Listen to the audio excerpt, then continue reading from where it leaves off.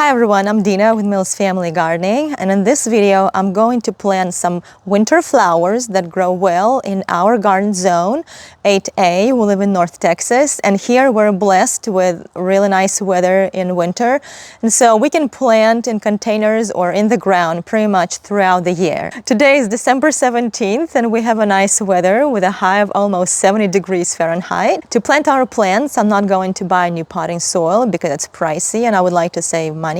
So we have a few pots with old plants that grew this past year, and now that used soil is just sitting around and I'm going to use that soil. A couple of those pots are infested with fire ants, so I'm not going to touch those just yet. I'll have to deal with those ants.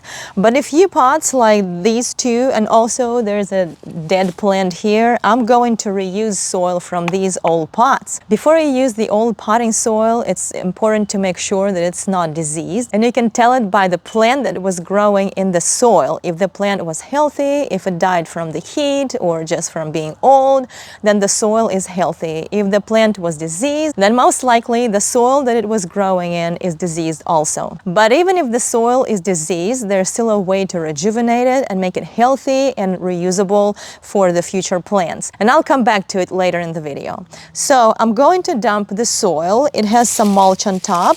I'm going to remove the mulch, and I'll try to use only the potting soil. And I'm going to use the lid from our turtle sandbox because I want the soil to be contained. So I'm going to dump the old soil in this lid.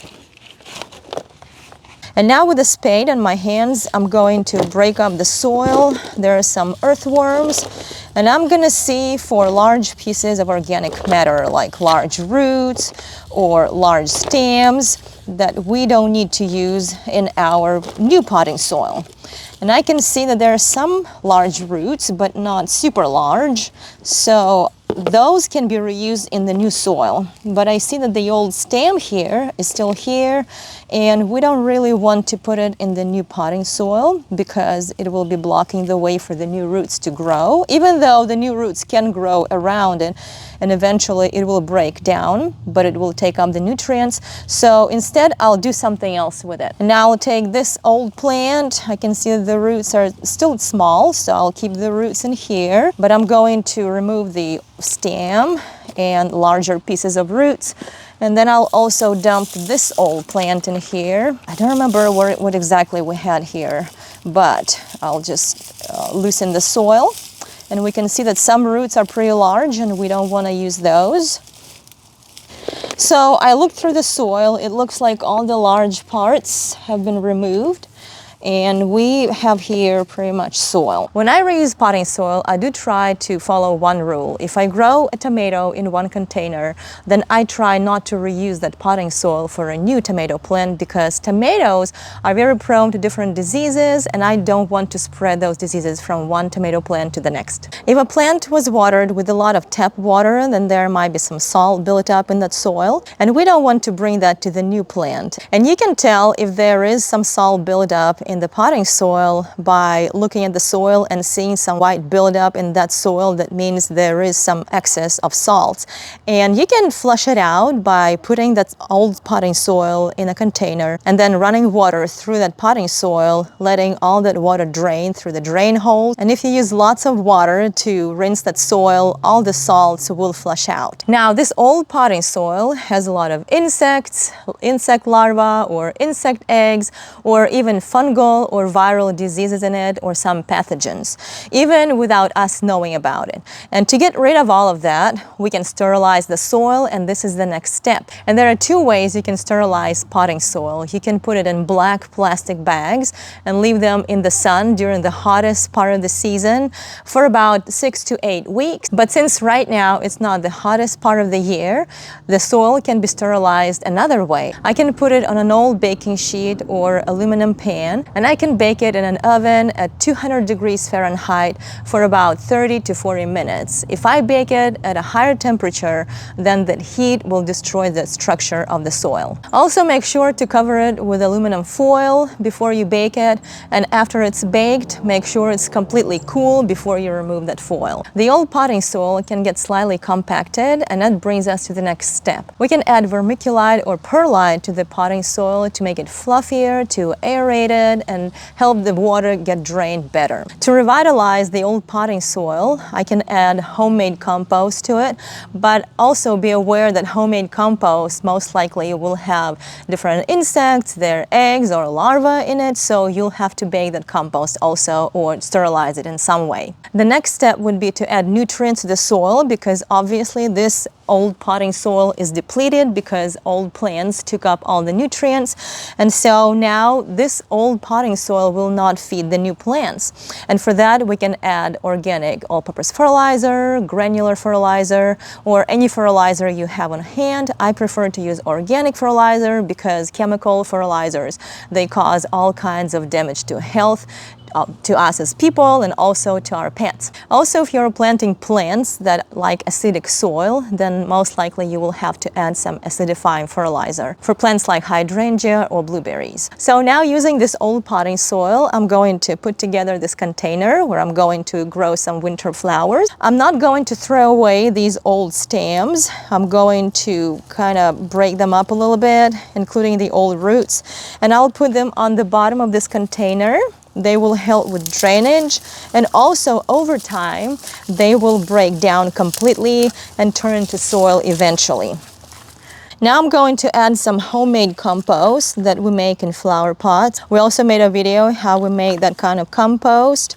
You can find it on our YouTube channel. And in this compost we have all kinds of kitchen scraps, we have some llama manure, eggshells, and all kinds of organic matter like dried leaves. And then on top of that, I'm going to add some of the old potting soil, trying to break it up a little bit. The old potting soil actually has some vermiculite or perlite in it, so I'm not going to add any new perlite. It seems like it's light enough and fluffy. And then on top of that, I'm going to add some fertilizer. I don't have organic granular fertilizer, but I have this Trifecta Plus, and it works just fine. It's just I ran out of organic fertilizers, so I'm just going to sprinkle it. And Trifecta Plus goes a long way in small amounts, so I'm going to add just a little bit, mix it up with the soil, and then I'm going to repeat the layers. I'm going to add some more homemade compost in a small layer, and then on top of that I'll add some of the old potting soil, trying to break it up. There are some small roots, so I'm going to include the small roots. And now again, I'll add some all-purpose fertilizer, homemade compost again. And I'll top it off with the old potting soil. At the very top, I'll add some all-purpose fertilizer. It's okay if small pieces of mulch are mixed in with the potting soil. We're fertilizing our plants pretty well, so the mulch is not gonna deplete the plants of nutrients. So for my plants, I picked some ornamental cabbage in 2 colors. I have Dusty Miller that's supposed to be frost tolerant, and I have this Dichondra, I hope I'm pronouncing it correctly, and I also have some pansies that grow really well here throughout the winter.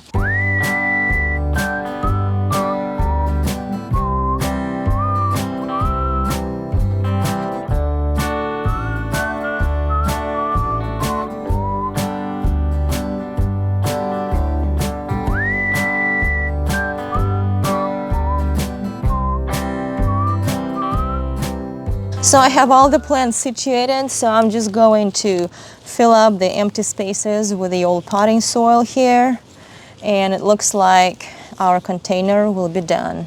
And it looks very pretty with all the bright colors, purple and white.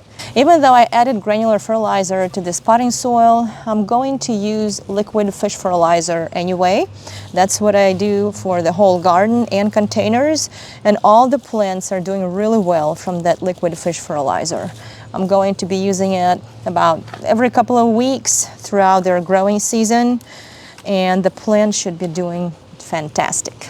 And that's how I reuse the old potting soil. I did not buy any new potting soil, and this is great. We have a beautiful winter container here, and we spend $0 on potting soil. Some people suggest throwing away the old potting soil completely after it was used for 2 to 3 years, but I prefer to reuse the old potting soil year after year without having to buy new potting soil. I hope you guys like this video, and have a great day. Bye.